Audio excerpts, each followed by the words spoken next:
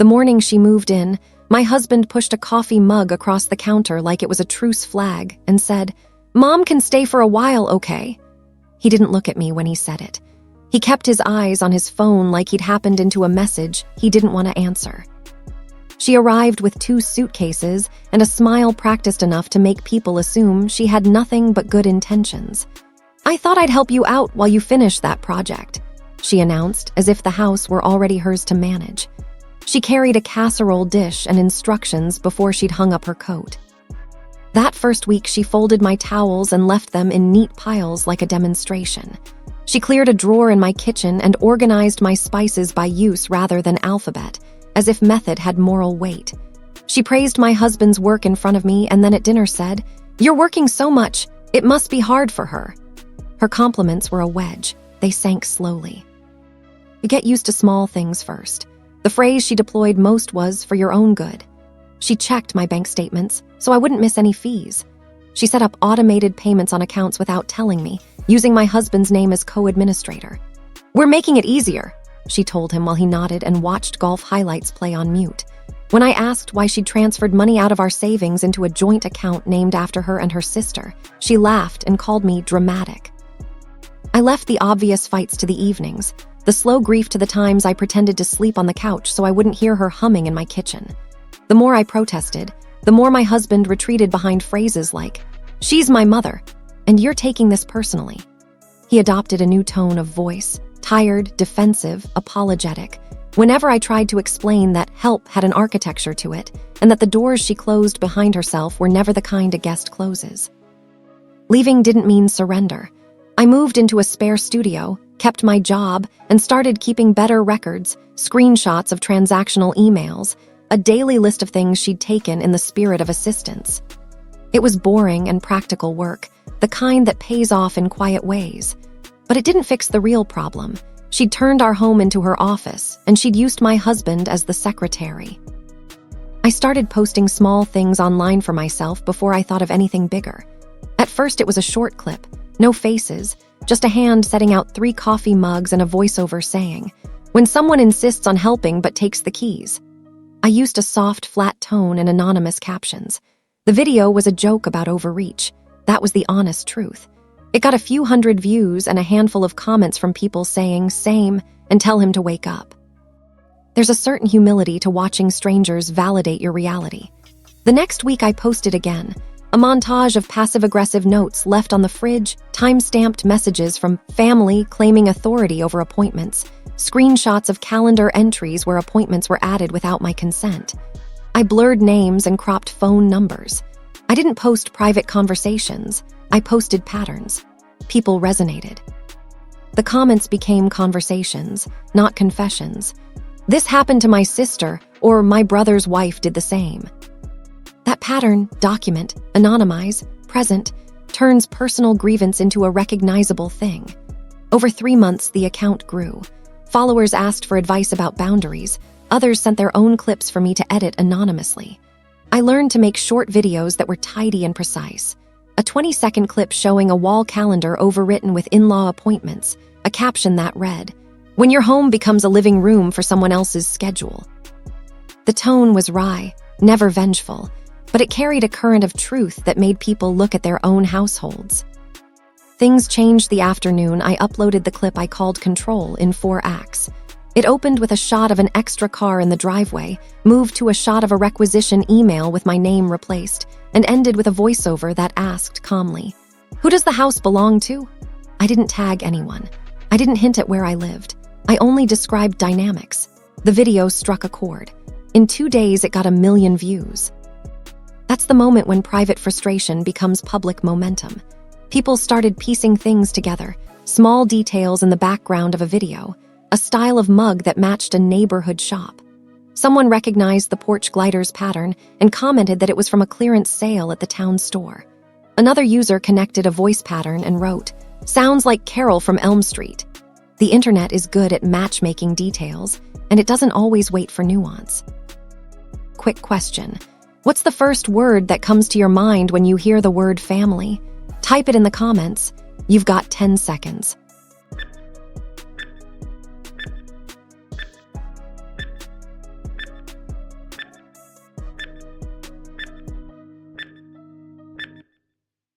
hadn't planned to put them on blast. I wanted proof, a mirror, and a way to stop gaslighting. But viral attention reroutes itself.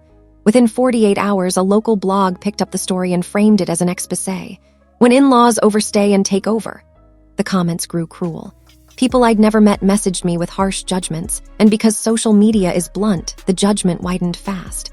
My mother-in-law's name, once just the signature on a card, started surfacing in searches. Unflattering anecdotes that had previously been whispered at PTA meetings were suddenly framed as pattern.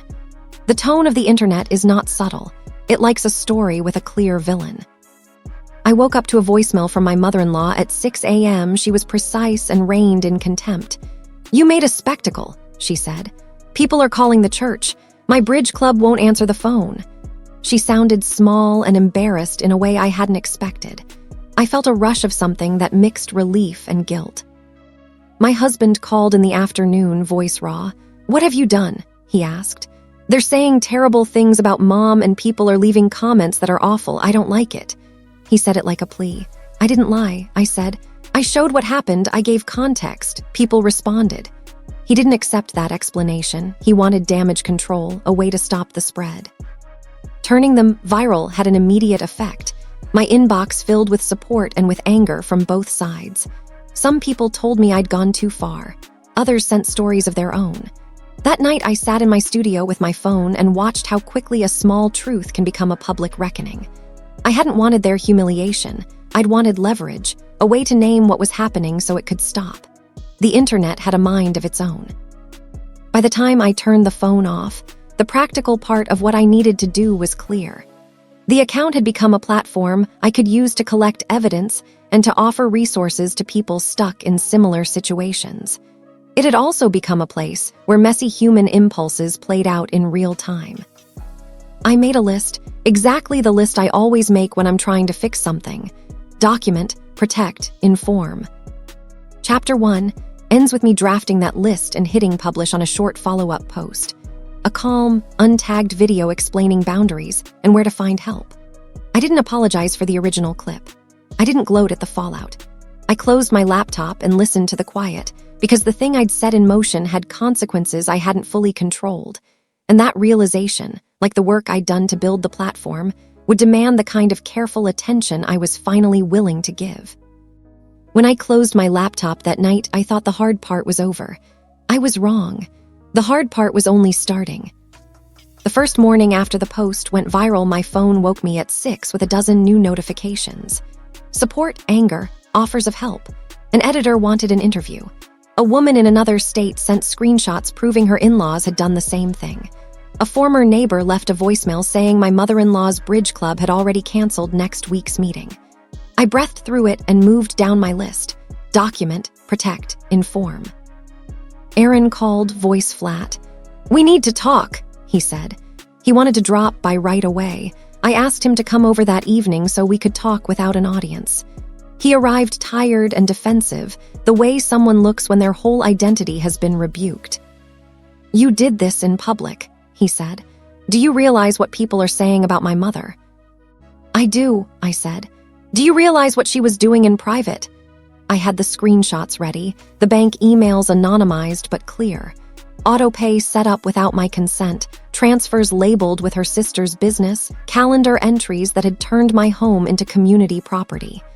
I didn't need to dramatize. The paper trail did the work. He looked at the evidence and then looked at me, not with anger, but with something like recognition. "I thought she was helping," he said. "I didn't want to lose family." He sounded small. He also sounded like he'd been given a choice. We talked properly for the first time in months.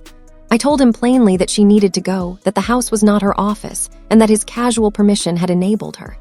He apologized, not theatrically, but with the tone of someone who meant it, and asked how to start fixing things. I made a list. Revert account access, change passwords, meet with the bank, and get copies of all transactions. He did those things. He called his mother and told her she had to leave. She didn't leave immediately. Adults don't pack on cue, especially when they've rearranged your life around themselves. But he enforced the boundary he'd let slip before. He moved out for a few weeks to give space, and that distance made the hardest thing possible: accountability. Meanwhile, the internet kept churning. People love a story with a villain and a tidy moral. They love it less when it complicates. My follow-up posts tried to keep the tone practical. How to document financial control, how to get help from banks, resources for people managing difficult family dynamics. I blurred faces more carefully. I stopped posting anything that might identify private details of people who couldn't defend themselves, but the crowd had already started telling its own version. Volunteers at my mother-in-law's community center began to step back. The local PTA quietly withdrew her invitation to speak. Her phone stopped lighting up with the sort of social calls that had kept her world in place. She reacted like most people do when a familiar currency, status, vanishes. She called neighbors, tried to spin a story about misunderstandings, sent polite texts to people she had once invited to dinner. The tone she used in person, smiling, corrective, didn't translate to social media. The more she tried to explain, the more the small inconsistencies people remembered came forward. That is how reputations erode, not with one blow, but with 1,000 pebbles. Not everything that happened was satisfying. People said awful things in comments. A few crossed the line and sent hostile messages. I reported harassment where I could and asked my followers to be kinder. I didn't want a pylon. My point had been boundaries and accountability, not revenge theater. The internet's appetite for scandal was its own hazard, and I didn't want it to hurt people who simply needed help. Practically, I spent the next month on basic damage control for myself and heavy cleanup for the household I still wanted. Changing account logins, consolidating statements under my name, arranging with the bank to flag any future changes for 24-hour notice. Aaron and I agreed he would live elsewhere for a while he re-earned trust. That separation cost both of us, but it also brought clarity. He checked his voicemail and finally answered emails that had sat ignored for months. He sat in my kitchen and wrote apology letters to people he'd let down. Those small, concrete efforts mattered more than any viral post. On the social front, my profile matured into something I hadn't anticipated. Brands that made sense, financial literacy apps, small business mental health services, reached out. A podcast invited me to talk about boundaries in family dynamics. I started using the platform to run a short series: how to put together a paper trail, how to get a bank to freeze changes, how to ask for help from community resources. I used the momentum to connect people with nonprofit organizations that do financial counseling. Turning attention into something useful stopped me from feeling like a puppet master and made the exposure serve a purpose beyond punishment. 2 months after that first million-view post, my mother-in-law moved out. Not because of one person's outrage, but because her social capital had dwindled and my husband had enforced a boundary. She went to stay with a sister in another town. It was a quiet departure. Boxes, a meek hug, a call me when you're settled. I didn't celebrate. We left an extra key for her in a drawer with supplies and a list of local services should she need them. I'd learned that revenge with no generosity attached is hollow. I wanted her gone, but I didn't want anyone to be homeless. The household stabilized. Aaron and I met with a financial counselor who helped us set up joint accounts with joint oversight and a rule that no one outside the marriage could be an administrator. We built a simple, enforceable system: 2 signatures or a 48-hour review on any transfer above a set limit. He moved back in after 3 months of proving he could be an equal partner again. It wasn't a movie reconciliation.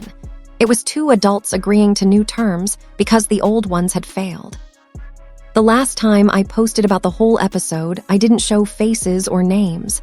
I walked my followers through the checklist that had saved me. Document everything, freeze access, talk to your bank. Get outside witnesses and set enforceable rules. The final slide said, accountability is practical. Revenge rarely is. Comments thanked me for the resources. A few still accused me of nastiness. That's life online. Months later, I stood on my porch with a cup of coffee and watched a delivery truck leave. The house felt like home again, less polished, more guarded. Reputation had consequences for everyone involved. My mother-in-law lost roles she'd liked. Some friends stopped speaking to her. My husband lost time and a measure of dignity he had to rebuild. I didn't intend to be the instrument of public shamming, and I didn't enjoy the collateral damage. But numbing, What was happening gave others permission to name theirs. The story closed not with an audience cheering, but with a ledger balanced, accounts corrected, keys back in the drawer, and a platform turned to practical good. I'd used the thing I had, an audience, to stop a pattern that had been tolerated for too long. That was not vindictive joy. It was the tidy, domestic resolution I wanted all along. My home back, honest systems in place, and a public voice that aimed to prevent other people from living through what I had. If someone asks me now whether I regret going public, I say no with a caveat. I regret not doing the small, boring paperwork sooner. I regret the mess social media can make. I don't regret reclaiming my life. The choice I made was messy and imperfect, but it worked in practical terms. I closed the laptop that evening with a new checklist. Check your accounts, set your boundaries, and when you use a platform, use it to help, not to hurt. Then I walked inside, locked the door, and made a pot of coffee for two. Next story. When you've owned a house for 12 years, you learn its moods, the creak of the floorboards when it's cold, the way the back door swells in the rain, the sound of the mail slot when the carrier shoves in bills and junk. That's why the thick manila envelope from the county recorder's office stood out. I hadn't requested anything from them, and the timing was odd late March, tax season, when every official-looking document makes your stomach tighten. I opened it standing at the kitchen counter. Inside was a notice confirming receipt of a transfer of deed request for my property, my house. The one I'd bought after my divorce, the one I'd rebuilt from the studs up. I read the notice twice. My name was there, but so was another. Authorized by Benjamin Clark. I didn't know a Benjamin Clark. At first, I assumed it was a clerical error.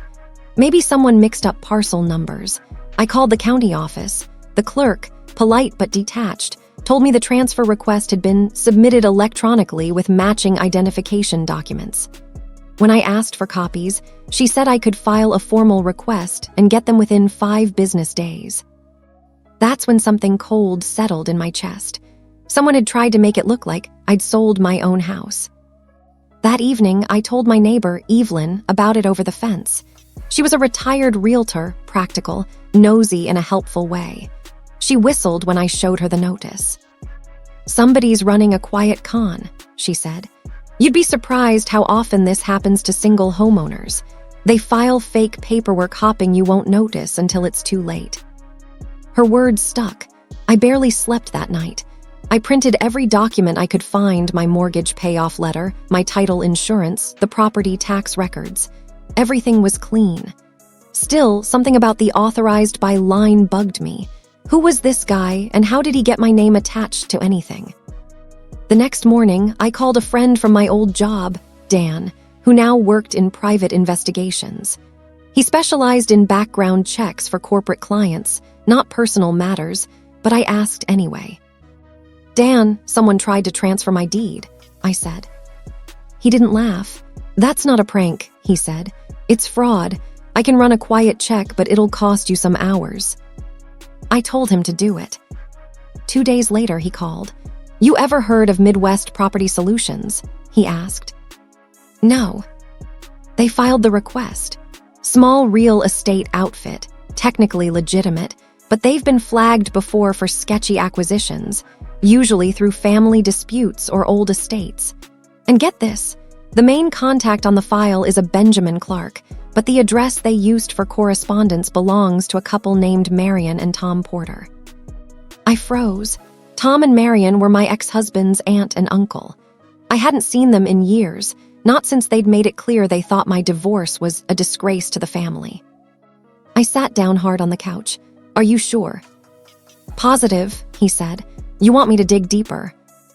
I did. Over the next week, Dan traced email trails, company filings, and property records. What he uncovered was infuriating. The Porters had recently formed a shell LLC, Clark Holdings, under their nephew's middle name. Their plan was simple: file a false deed transfer showing I sold my home to them for a low sum, then take out a second mortgage before I noticed. The signatures they'd used were digital forgeries, scraped from old documents still floating online from the time I'd worked with a realtor they knew. It wasn't just a scam, it was personal. I didn't confront them right away. Instead, I gathered proof. Dan taught me how to timestamp everything: screenshots, file metadata, even phone call logs. I played dumb when I saw Marion at the grocery store. She smiled and said, "It's been ages. You still in that little house on Oak Ridge?" Her tone had that mix of pity and curiosity I remembered too well. "Yes," I said, "still mine." Her smile froze for a split second, just enough to confirm my suspicion. That night, I decided to flip their scheme on its head. If they wanted to play paperwork games, I'd use their own trail against them, quietly. Dan and I drafted an anonymous tip to the title company they'd used, attaching all the forged evidence. We also sent a copy of the false deed to the County Fraud Prevention Unit, which automatically flagged any related filings. But I wasn't done. Revenge, for me, wasn't about shouting, it was about exposure. The Porters had always prided themselves on being pillars of the community. Tom ran a small construction firm. Marion volunteered at the local historical society. Their reputation was everything. So I made sure the truth reached the right ears. I didn't leak anything public. I didn't have to. Instead, I mailed a neatly organized envelope of evidence anonymously to their board of directors, their accountant, and their church council. Nothing slanderous, just facts. Documents showing their LLC, the forged deed, and a summary of how they'd tried to claim property that wasn't theirs. Within days, the calls started. Marion's friend left a message on my voicemail by mistake, something about Tom being under review for business ethics violations. Dan texted me, "Guess who just dissolved Clark Holdings?" By then, the county had already confirmed the fraudulent deed was voided. My name remained the only one on record. Still, I hadn't heard from the Porters directly until one evening when Tom showed up at my gate. He looked smaller than I remembered, like someone who'd been carrying a secret too long. "You didn't have to go that far," he said quietly. "I didn't go far enough," I replied. "You tried to steal my home." He opened his mouth to speak, then thought better of it. He just nodded once, turned, and walked back to his truck. That night, I called Dan and told him it was over. But he paused. "You sure? Because people like that don't just stop. They retreat and regroup." He was right. A week later, I received another letter, not from the county this time, but from a title company in another state. A new deed transfer attempt had been submitted using the same forged signature. Different address, same scheme. That was the moment I realized the first act of this mess wasn't over. Someone, maybe them, maybe someone they'd hired, was still trying. I closed the letter, set it on the table, and dialed Dan again. "Okay," I said. "If they want to play dirty, we're going deeper." And that's how the real investigation began. When I told Dan about the second forged transfer, he didn't sound surprised. "These people never quit while they're ahead," he said. "They think if they change one small thing, like the mailing address or a fake witness, the system won't catch them." We decided to take a different approach this time. Instead of reacting, we'd set a trap. Dan had contacts in cybersecurity and property verification. Together, we created a fake document, a supposed updated deed confirmation, embedded with a traceable code. If anyone tried to use or forward that file, it would ping a server and log their IP address. We didn't send it through official channels. Instead, we left it where our suspects were most likely to look: an email inbox connected to an account the Porters once used during their fake filing. 3 days later, we got a hit. The file had been opened from a small town 2 states away, in a real estate office registered under Tom Porter Construction LLC. So much for stopping. Dan grinned. "They're greedy and sloppy, perfect combo." I wanted to end it cleanly, but Dan suggested one last step, something that would make them think twice before touching my name again. He said, "You don't need to sue them. Just take away what they care about most, their credibility." So we started quietly collecting everything: financial records, property flips under fake LLCs, client reviews they'd scrubbed online. Tom's company had been padding invoices and taking deposits on unfinished jobs for months. Marion's charity events funneled donations to the same shell companies. It wasn't just one fake deed anymore. It was a web of deceit. We organized all of it into a clean, factual report and sent it anonymously again to their biggest business partners, the city licensing department, and the homeowners association that had hired Tom's company for renovation work. By the next week, the fallout began. First came the phone calls. I heard from Evelyn that Tom's trucks were parked outside his house all day, crews gone, projects canceled. Then came the social storm, local forums filled with angry customers who'd lost money to Porter Construction. Marion deleted her social accounts entirely. And me, I kept quiet. I went about my life, walked my dog, worked from home, and watched everything unfold. About 2 weeks later, I found an envelope wedged under my door. Inside was a single note, written in shaky handwriting. "We lost everything. I hope you're happy." I was, not exactly, but I was done being the target. I didn't respond. Instead, I forwarded every remaining piece of evidence, cleanly, without malice, to the local property fraud task force and moved on. Not to punish them further, but to protect anyone else they might try to con. Months passed.